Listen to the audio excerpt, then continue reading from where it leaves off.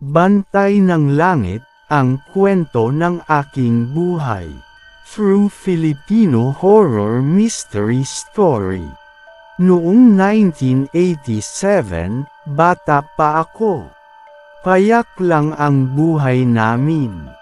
Sa murang edad, dama ko na nakakaiba ako. Madalas akong makakita ng mga bagay na hindi kayang ipaliwanag ng iba. Isang gabi, habang mahimbing akong natutulog, isang kakaibang lamig ang bumalot sa buong paligid. Hindi ito ordinaryong hangin.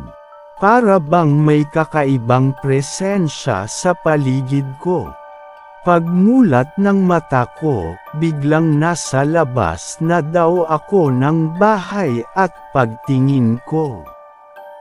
Sa bubong ng kapitbahay namin andan ang sasakyan ni Santa Claus, at biglang andan ako kasama ni Santa Claus. Naririnig ko ang boses niya ho ho ho ho. Tapos pagtingin ko sa likod ang daming regalo, biglang yumandar ang karwahe niya, at ang mga raider ang cute nila. Hindi ako makapaniwala sa nakikita ko, totoo ba o panaginip pero parang totoong-totoo, pinasyal niya ako ang sarap. Lumilipad kami ang karwahe niya, hawak niya ang lubid.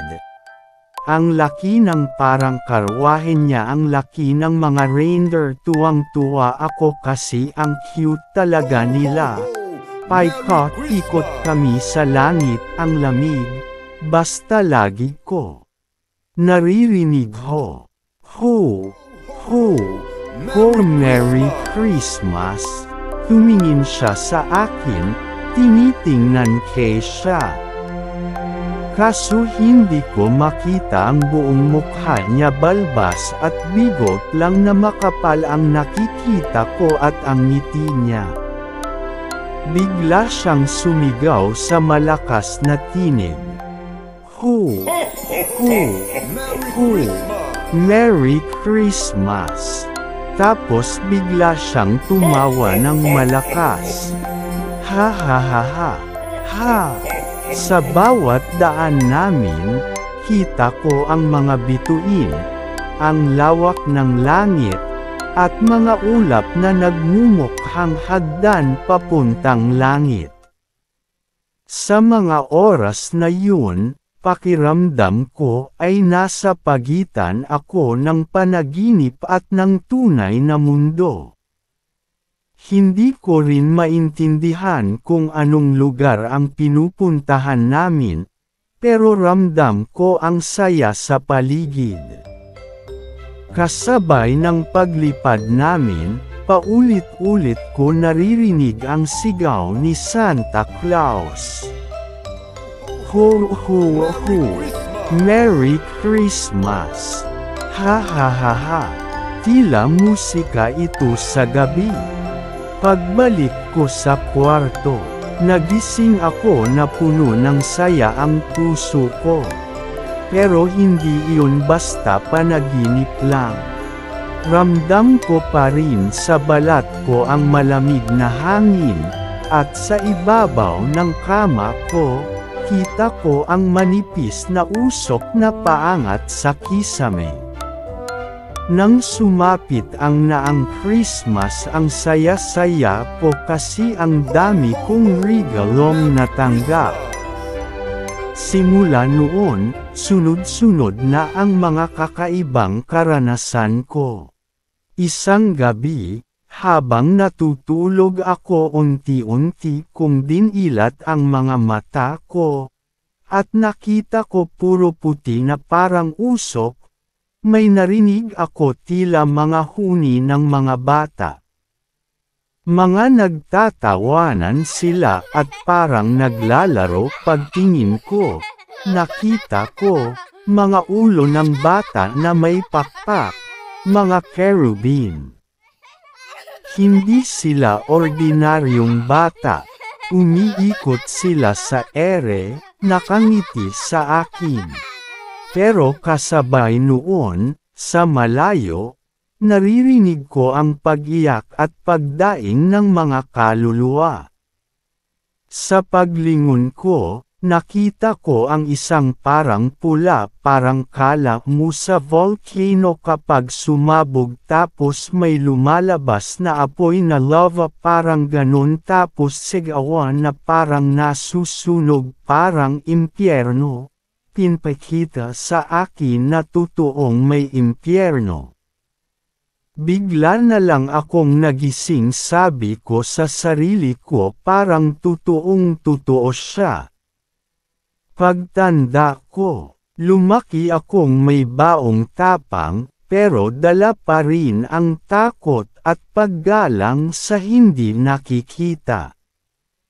Nang magtrabaho ako sa Ayala, maaga akong pumapasok. Isang madaling araw, habang bumababa ako ng underpass, may isang lalaking nakatayo sa gilid ng hagdanan. Hindi ko siya pinansin noong una, pero may bulong akong narinig. "Bilisan mo, may masamang mangyayari." Pinabilis ko ang lakad ko. Pero pag-akyat ko, sinunggaban niya bigla ang backpack ko. Muntik na akong mahulog pabalik.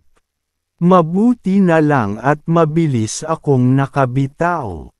Dali-dali akong umakyat, tinawag ko kasamahan ko. Tinulungan ako ng kasamahan ko, at tinuro ko ang lalaki, hinabol namin. Pero ang bilis niya bigla. Siyang nawala, sa jeep sa Baclaran. Isang araw, sakay ako ng jeep. May dalawang tao, isang lalaki at isang babae. Ang mistulang normal pero kakaiba ang galaw. Pilit nila akong ginigit-git. Muling may bumulong sa akin.